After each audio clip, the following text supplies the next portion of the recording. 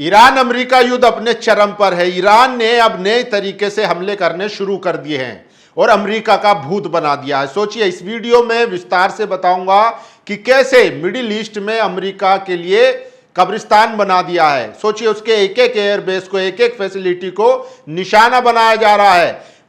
और इसके अलावा ईरान के नए सुप्रीम लीडर मुस्तफा अली खामनी का एक बयान आया है जिस पर उन्होंने ट्रंप को लेकर बड़ा दावा किया है और दो टूक कहा है। सोचिए, वो भी आगे इस वीडियो में बताऊंगा। और स्ट्रेट ऑफ हॉर्मुज पर IRGC ने साफ कहा है कि ये स्ट्रेट ऑफ हॉर्मुज हमारे ऑर्डर पे खुलेगा, ना कि किसी इडियट के ट्वीट करने से। तो सोचिए, ट्रंप की क्या औकात बची है और क्या हैसियत बची है। वहीं दूसरी तरफ अमेरिका में इंटरनल उथल पुथल मची हुई है। वहां पर वाइस प्रेसिडेंट JD वांस जो है वो खुलकर ट्रंप के विरोध में आ चुके हैं और वो कह रहे हैं कि ये युद्ध अमेरिका के लिए महंगा सौदा है और इसमें जो अमेरिका के टैक्स पेयरों का पैसा लगाया जा रहा है उससे कहीं ना कहीं जो ट्रंप की पार्टी है अगले चुनाव में उसको नुकसान उठाना पड़ सकता है। तो सोचिए, इस युद्ध का असर क्या है। खबर आ रही है कि जॉर्डन में अमेरिकी एयरबेस पर बड़ा हमला हुआ है जिसमें मुवफ़्फ़क़ अलबेस है, जहां पर उसका एक बड़ा सैन्य अड्डा था। वहां पर 2 अमेरिकी सैनिकों के मारे जाने की खबर आ रही है, एक के लापता होने की खबर है। ये अमेरिकी रिपोर्ट दावा कर रही है।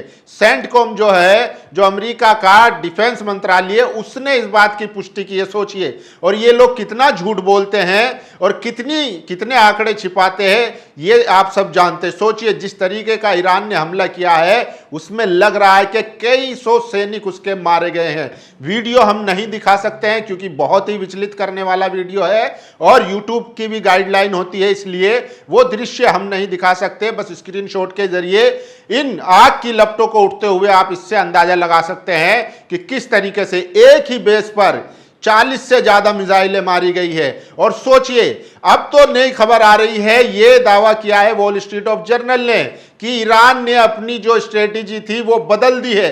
अब वो नई तरीके की मिसाइल लेकर आए हैं जिसकी स्पीड बहुत ज्यादा तेज है, यानी कि अब वो पहले के मुकाबले दुगनी स्पीड से अपने टारगेट पर हिट कर रही है। साथ ही साथ जब वो टारगेट तक पहुंचती है उसके अंत में एकदम लास्ट क्षण में जो है वो अपना रास्ता भी बदलती है जिससे उसको इंटरसेप्ट करने में बहुत मुश्किल हो रही है और इससे अमेरिका को भारी नुकसान उठाना पड़ रहा है। और सोचिए, ईरान ने अभी तक अमेरिका के जितने भी सैन्य अड्डे हैं उनको निशाना बनाया। उसने अभी भी सिविलियन पर एक भी मिसाइल नहीं मारी है, चाहे वो मिडिल खाड़ी के देश हो, अरब हो, कुवैत हो, जबकि वहीं से अमेरिका सारे ऑपरेशन कर रहा है। इजराइल में भी वो सिर्फ सैन्य ठिकानों को निशाना बना रहा है।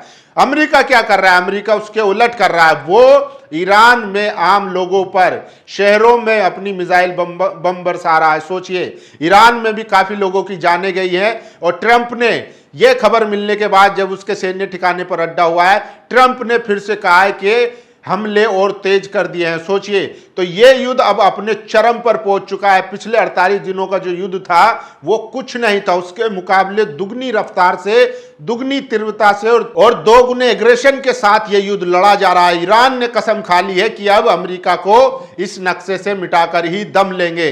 जो नारे ईरान में लगते थे, डेट टू अमेरिका, अब वो हकीकत में बदलने वाले हैं। वहीं इजराइल के लिए साफ चेतावनी है। IRGC के स्पोक्सपर्सन उन्होंने खुले तौर पर ऐलान किया है कि इजराइल जो है, इजरायली लोग इजराइल को खाली कर दे। अब वो कब्रगाह बनने वाला है, कब्रिस्तान बनने वाला है।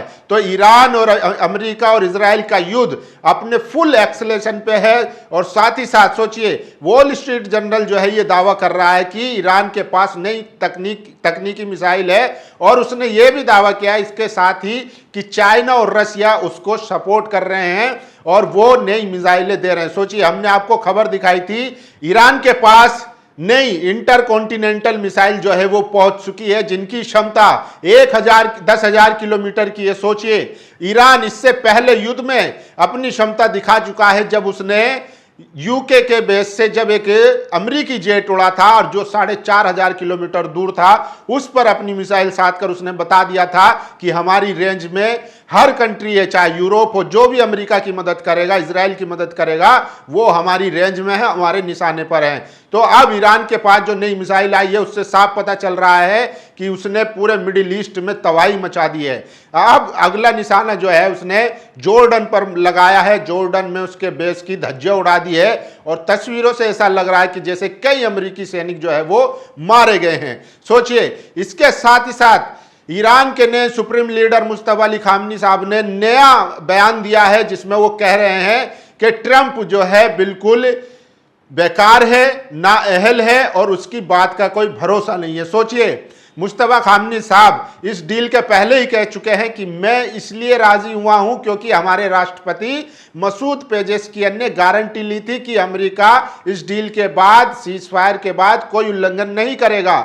लेकिन मुझे डाउट था, लेकिन चूंकि हमारे राष्ट्रपति ने ये बात कही थी तब मैंने उनकी बात पर रजामंदी दी थी कि हाँ चलिए पीस डील कर लीजिए, वरना मुझे इन पर शुरू से ही भरोसा नहीं है। और वही बात उन्होंने अब कह दी थी। और सोचिए, युद्ध के दौरान मुस्तफा अली खामनी साहब ने कहा था कि जो बातचीत करने वाले हैं उनको तो आपने शहीद कर दिया, यानी कि खामनी साहब जो थे जिनकी शहादत हो गई, लारीजानी जो सबसे बड़े डिप्लोमेट थे उनकी भी शहादत हो गई थी। तो बातचीत करने वालों को आपने शहीद कर दिया है। अब तो हम सिर्फ हथियारों की भाषा जानते हैं और वो भाषा अब ईरान अमेरिका को सिखा रहा है। मैं आपको एग्जैक्ट कहां पर क्या हमला हुआ है और मुस्तफा खामनी साहब के बयान के बाद अमेरिका में कैसे उथल पुथल मची हुई है वो मैं आपको विस्तार से बता देता हूं कि कैसे बहुत ज्यादा अमेरिका को नुकसान हो रहा है और अब लग रहा है। सोचिए, इसका असर सिर्फ ईरान और अमेरिका पर नहीं पड़ेगा। अमेरिका में सिर्फ 2 महीने का तेल बचा है, जिसमें से 15 दिन से ज्यादा हो चुके हैं सीज फायर के बाद से, और अब वो तेल बिल्कुल खत्म हो चुका है। अगर ये युद्ध और चलता है और ये आगे बढ़ता है तो सोचिए, अमेरिका तो सड़कों पर आएगा ही आएगा, साथ ही साथ पूरी दुनिया में एक आर्थिक संकट आएगा।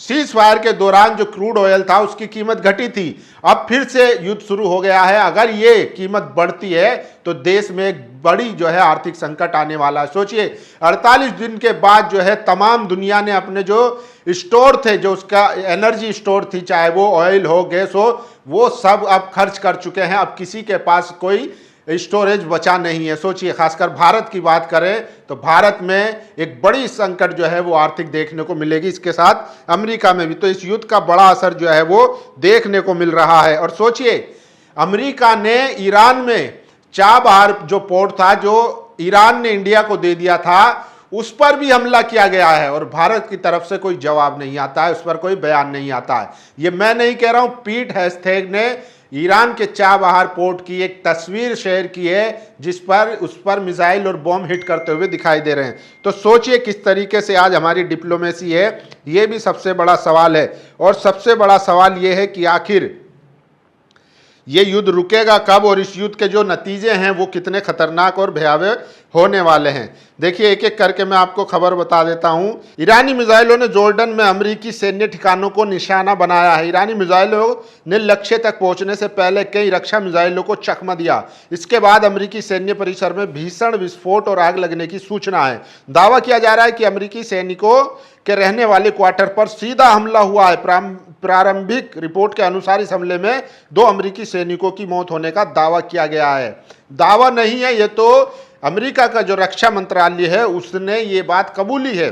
लेकिन सोचिए किस तरीके से ईरान ने रात भर में भूत उतारा है। अमेरिकी सेंट्रल कमांड के अनुसार ईरानी कोस्टल सर्विलांस और एयर डिफेंस सुविधाओं, समुद्री सैन्य क्षमताओं तथा मिसाइल और ट्रेन भंडारण स्थलों को निशाना बनाया गया।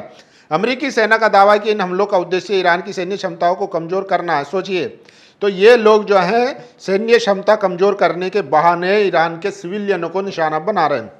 अमेरिका ने जारी की है वैश्विक ट्रैवल एडवाइजरी। सोचिए, अमेरिका के विदेश मंत्रालय ने अपनी नागरिकों के लिए दुनिया भर में ट्रैवल एडवाइजरी जारी की है। मंत्रालय ने पश्चिम एशिया में बढ़ते तनाव को इसकी वजह बताया। अमेरिका ने कहा क्षेत्र में सुरक्षा हालात बेहद जटिल है। अमेरिका और ईरान की सैन्य गतिविधियों के बीच हालात कभी भी बिगड़ सकते हैं। यात्रा के दौरान सतर्क रहने की सलाह दी गई है। और सोचिए, ईरान ने किस तरीके से तबाही मचाई है। IRGC के हमले के सामने आई रिपोर्ट में दावा किया गया है ईरान ने ऑपरेशन थंडरबोल्ट के 16वें चरण के तहत कुवैत में स्थित 2 प्रमुख अमेरिकी सैन्य ठिकानों पर ड्रोन हमले किए हैं। अल दरीरे कैंप, जिसे गोला बारूद भंडारण के रूप में इस्तेमाल किया जाता है, को निशाना बनाया गया है। अल सलीम एयरबेस पर भी हमला किया गया है, जहां पर पेट्रियोट रडार और एयर डिफेंस सिस्टम तैनात थे। रिपोर्ट में दावा किया गया है कि अल अदीरेत कैंप ईरान की सीमा से लगभग 104 किलोमीटर दूर स्थित है। अमेरिकी बलों के लिए एक प्रमुख लॉजिस्टिक सपोर्ट हब है।